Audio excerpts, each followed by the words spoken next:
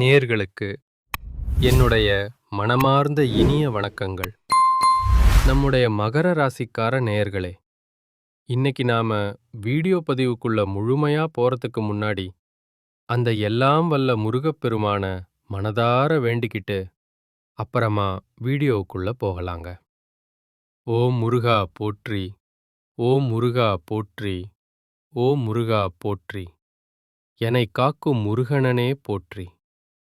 மனசுல உறுதியா நம்புங்க, உங்களுக்கு இப்போ நல்லதே நடக்கும், நல்லது மட்டும்தான் நடக்கும். பொதுவாவே நம்ம மகர ராசிக்காரங்க இருக்காங்களே, அவங்க தான் மட்டும் நல்லா இருக்கணும் அப்படின்னு நினைக்கிற சுயநலக்காரங்க கிடையாதுங்க. தன்னை சுத்தி இருக்கிற எல்லாருமே நல்லா இருக்கணும், எல்லாரும் சந்தோஷமா வாழணும் அப்படிங்கிற ஒரு உன்னதமான பொதுநல குணத்தோட வாழ்ந்துட்டு இருக்கிறவங்க நீங்க. சமுதாயத்துல ஒரு பெரிய மாற்றத்தை எப்படியாவது கொண்டு வந்துடணும் அப்படிங்கறதுக்காக இரவு பகல்னு பார்க்காம தூக்கத்தை கூட தொலைச்சிட்டு உழைச்சிக்கிட்டே இருக்கீங்க.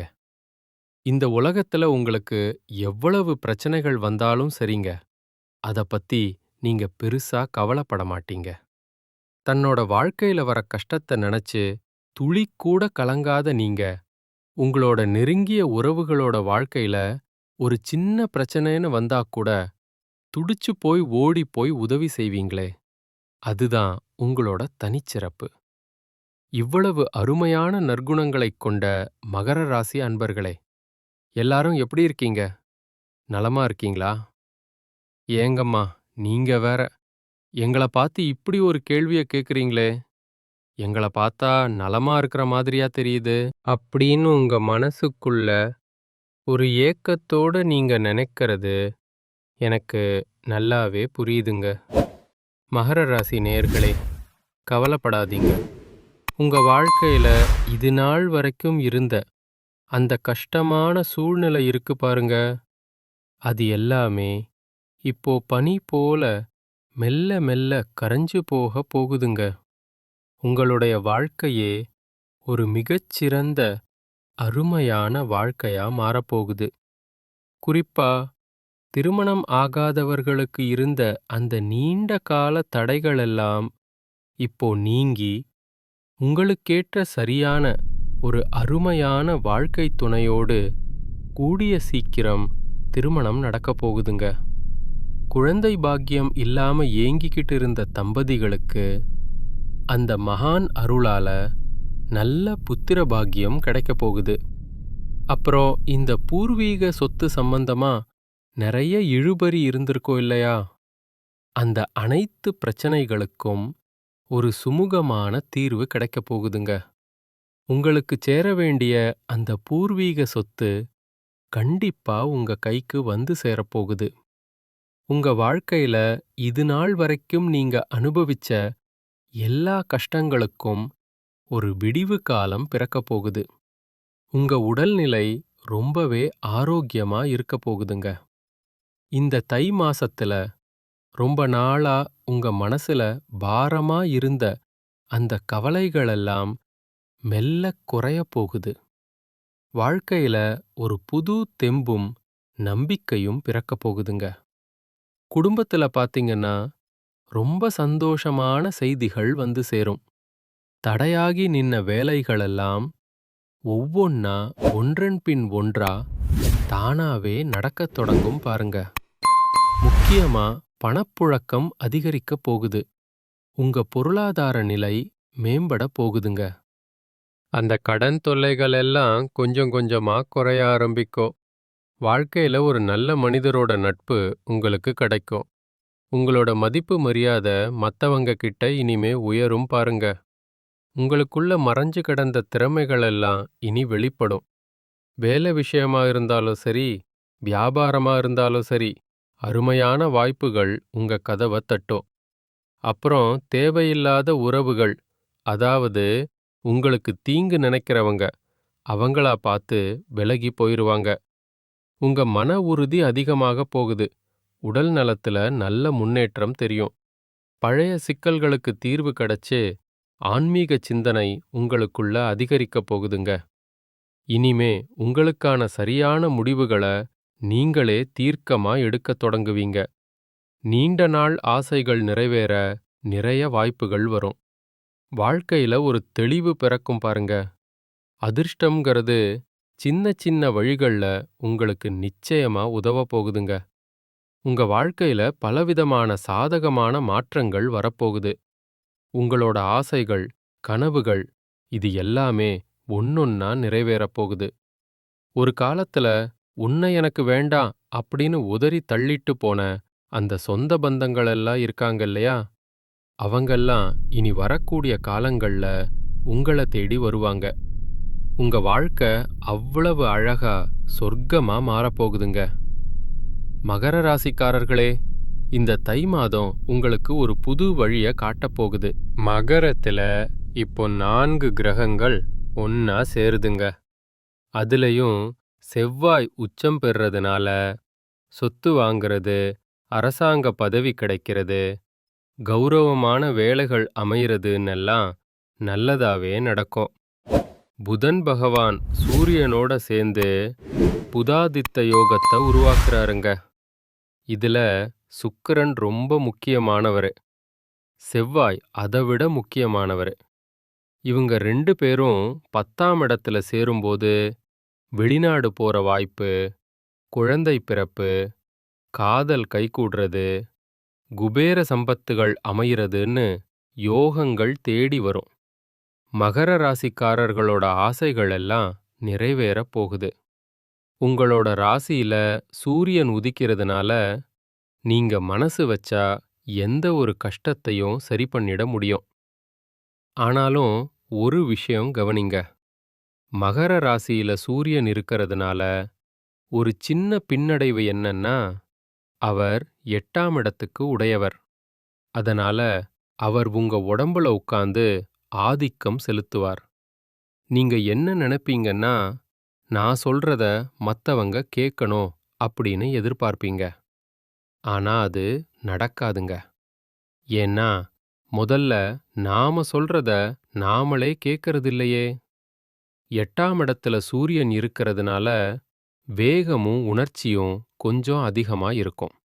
யாராவது ஏதாவது சின்னதா சொல்லிட்டா கூட அத மனசுல வச்சுக்கிட்டு பழிவாங்கணும்னு தோணும். தயவு செஞ்சு அதையெல்லாம் மறந்துட்டு உங்க வேலைய மட்டும் பாருங்க. உங்க ராசியில செவ்வாய் இருக்கிறதுனால சொந்த வீடு வாங்குறது, நிலம் வாங்குற யோகம் எல்லாம் தேடி வரும். வாழ்க்கையில அடுத்த லெவலுக்கு போவீங்க. ஆனா அதே செவ்வாய் கொஞ்சம் ரவுடித்தனத்தையும் கொடுப்பார். வண்டியில போகும்போது யாராவது தெரியாம உரசிட்டா கூட உடனே சண்டைக்கு போகாதீங்க. கொஞ்சம் பொறுமையா இருங்க. கை நீட்டி சண்டை போட்டீங்கன்னா போலீஸ் கேஸ் வரைக்கும் போயிரும். அந்த வம்பு, வழக்கு, டென்ஷன் எல்லாம் தானா வரும். அதனால ரொம்ப ஜாக்கிரதையா இருக்கணுங்க.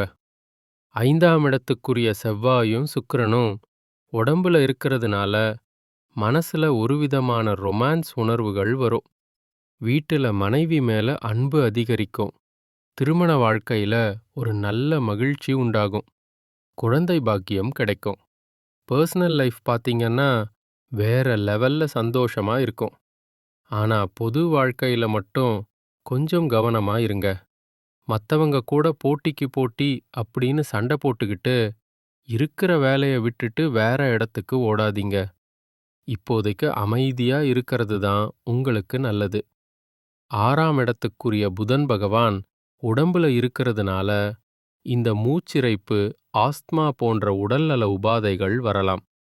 அதனால ஆரோக்கியத்துல கொஞ்சம் கவனமா இருங்க. ராகு பகவான் 2ஆம் இடத்துல இருக்கிறதுனால உங்களுக்கு பெரும் பணம் கிடைக்கப் போகுதுங்க. ஏதாவது ஒரு பிசினஸ் டீலிங், கமிஷன், ப்ராக்கரேஜ் மூலமா உங்களுக்கு பணம் வந்து சேரும். யாராவது உங்களுக்காக ரெக்கமெண்ட் பண்ணியிருந்தாங்கன்னா அதன் மூலமா லாபம் கிடைக்கும். அதனால டென்ஷன் இல்லாம உங்க வேலைய மட்டும் உருப்படியா செய்யுங்க. செவ்வாய் உச்சம் பெறறதுனாலையும் 4 கிரகங்கள் ஒன்னா சேர்றதுனாலையும் இந்த தை மாதம் முழுசும் உங்களுக்கு பலவிதமான நன்மைகளும் அளவற்ற மகிழ்ச்சியும் கிடைக்கும். போட்டித் தேர்வுகள் எழுதுறவங்களுக்கு வெற்றி நிச்சயம். உங்கள வேண்டாம்னு ஒதுக்கிட்டு போன உறவுகளெல்லாம் உங்கள தேடி வருவாங்க. திருமணம் ஆகாதவர்களுக்கு இந்த தை மாசம் வரன் அமையும். மகர ராசிக்காரர்களுக்கு இந்த தை மாதம் ஒரு புதிய தொடக்கம், நிலையான முன்னேற்றம், மன உறுதியை தரக்கூடிய ஒரு பொற்காலமா அமையப்போகுதுங்க. வேலைப்பளு கொஞ்சம் அதிகமா இருந்தாலும் அதுக்கேற்ற கைமேல் பலன் உங்களுக்கு கிடைக்கும். மேலதிகாரிகளோட முழு ஆதரவு உங்களுக்கு இருக்கும். ஒருவேளை நீங்க வேலை மாற்றம் இல்லனா இடமாற்றம் எதிர்பார்த்துட்டு இருந்தா அதுவும் நடக்கும். வருமானம் நிலையா இருக்கும். பணம் கைக்கு தாராளமா வந்து சேரும். ஆனா ஒரு விஷயம், சேமிப்புல கொஞ்சம் கவனம் செலுத்துறது நல்லதுங்க. காதல் விஷயத்துல இருந்த குழப்பங்கள் நீங்கி தெளிவு வரும். தவறான புரிதல்கள் எல்லாம் சரியாயிரும். திருமண பேச்சுவார்த்தைகள் ஒரு நல்ல முடிவுக்கு வரும். குடும்ப பொறுப்புகள் அதிகரிச்சாலும் பெற்றோரோட ஆதரவு உங்களுக்கு முழுமையா இருக்கும். வீட்டுல அமைதி நிலவும். கொஞ்சம் பொறுமைய கடைப்பிடிங்க. தேவையற்ற பயத்தை தூக்கி எறிஞ்சிருங்க. ஆன்மீக எண்ணங்கள் தான் உங்க வாழ்க்கையில பெரிய முன்னேற்றத்தை தரும். எலும்பு வலி, மூட்டு வலி, மூட்டு வலி, முதுகு வலி இருக்கிறவங்க கொஞ்சம் எச்சரிக்கையா இருங்க. தினமும் நடைப்பயிற்சி அப்புறம் யோகா பண்றது உங்க ஆரோக்கியத்துக்கு ரொம்ப நல்லதுங்க. தூக்கத்துல ஒரு கட்டுப்பாடு இருக்கட்டும். முக்கியமான பரிகாரம் என்னன்னா, சனிக்கிழமை அன்னைக்கு சனி பகவான வழிபாடு செய்யுங்க. எள்ளு தீபம் ஏத்தி வைங்க.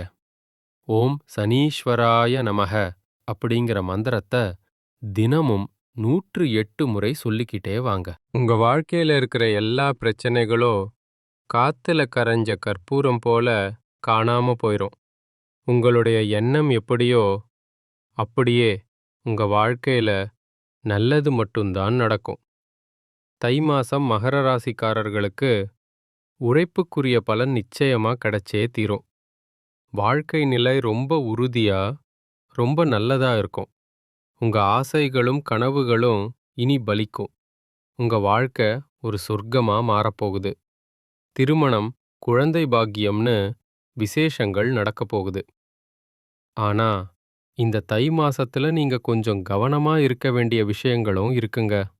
அதை நோட் பண்ணிக்கோங்க. அவசரப்பட்டு எந்த முடிவும் எடுக்காதீங்க. கோபமா பேசாம வார்த்தைகளை அளந்து பேசுங்க. பண விஷயத்துல தேவையில்லாத செலவுகளை குறைங்க. கடன் கொடுக்கறதுலையோ வாங்கறதுலையோ ரொம்ப கவனமா இருங்க. வீண் வாக்குவாதங்கள்ல ஈடுபடாதீங்க. உறவுகள் கிட்ட பேசும்போது தெளிவா பேசுங்க. தப்பா புரிஞ்சிக்க வாய்ப்பு இருக்கு. உடல் நலத்தை அசால்ட்டா விடாதீங்க. தூக்கத்தை மட்டும் குறைச்சிக்காதீங்க. பழைய கசப்பான விஷயங்களை மறுபடியும் தோண்டாதீங்க. உங்க ரகசியங்களை யார்கிட்டையும் சொல்லாதீங்க. சோசியல் மீடியாவுல தேவையில்லாத பதிவுகளை போடாதீங்க. உணவு பழக்கத்துல கொஞ்சம் கட்டுப்பாடு இருக்கட்டும். நம்பிக்கையில்லாத ஆட்கள் கிட்ட அதிகமா பழகாதீங்க. முக்கியமா கையெழுத்து போடும்போது அப்புறம் அக்ரிமெண்ட் போடும்போது ரொம்ப கவனமா இருங்க. யாருக்கும் எளிய முறையில வாக்குறுதி கொடுத்துடாதீங்க. மனச காயப்படுத்துற பழைய நினைவுகள்லயே மூழ்கி கிடக்காதீங்க. மத்தவங்க கூட உங்கள ஒப்பிட்டு பார்த்து பொறாமைப்படாதீங்க. டிராவல் பண்ணும்போது ரொம்ப ஜாக்கிரதையா இருங்க. பெரியவங்க, பெற்றோரோட பேச்ச கேட்டு நடங்க. அப்புறம் மிக முக்கியமான விஷயம், சில இடங்கள்ல இல்ல, முடியாதுன்னு சொல்ல கத்துக்கோங்க.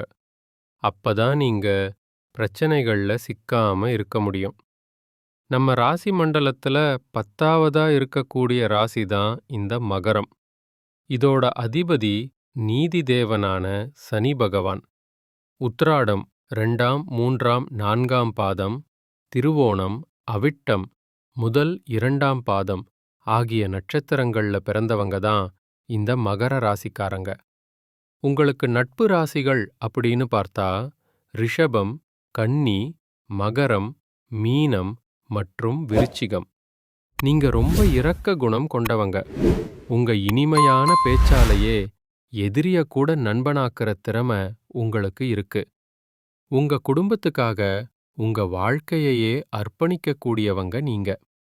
ஒரு முக்கியமான விஷயம், குலதெய்வம் எங்கேயோ இருக்குன்னு நீங்க வருத்தப்பட வேண்டாம். நீங்க எங்க இருந்தாலும் சரி, ஒரு தீபம் ஏத்தி வச்சு, அந்த ஒளியில தெய்வம் இருக்கிறதா நம்பி வழிபாடு செய்யுங்க. குலதெய்வம் தெரியலனா கூட கவலைப்படாதீங்க. தீபம் ஏத்தி வச்சு, குலதெய்வமேன்னு மனதார வேண்டிக்கோங்க. குலதெய்வ வழிபாடு உங்க குலத்தையே காக்கும். உங்க வம்சத்தையே தலைக்கச் செய்யும். தினமும் காலையில எந்திரிச்ச உடனே சூரிய பகவான நமஸ்காரம் பண்ணுங்க. அவரோட அனுக்கிரகம் இருந்தா போதும். மத்த கிரகங்கள் சாதகமா இல்லேனா கூட அந்த சூரிய வெளிச்சம் உங்க வாழ்க்கையையே பிரகாசமா மாத்திருங்க. உங்க கண்ணீர் எல்லாம் கரைஞ்சு போயிரும். கடைசியா ஒன்னு சொல்லிக்கிறேன். இந்த உலகத்துல நிஜமான கோடீஸ்வரன் யாரு தெரியுமா? கோடி கோடியா பணம் வச்சிருக்கிறவனோ, இல்ல பிடிச்ச உணவ சாப்பிடுறவனோ கிடையாதுங்க. எந்த ஒரு மனுஷன் நோய் நொடி இல்லாம, மனக்கவலை இல்லாம, நிம்மதியா தூங்குறானோ, அவன் தாங்க இந்த உலகத்திலேயே பெரிய கோடீஸ்வரன். அப்படிப்பட்ட ஒரு நிம்மதியான கோடீஸ்வர யோகம் உங்களுக்கு இந்த தை மாசத்துல அமையப்போகுது. இனி உங்க வாழ்க்கையில கவலைக்கோ கண்ணீருக்கோ இடமே கிடையாது. சந்தோஷமான ஆரோக்கியமான வாழ்க்கைய நீங்க வாழப் போறீங்க. நல்லதே நடக்கும். நல்லது மட்டும்தான் நடக்கும். நன்றி. வணக்கம்.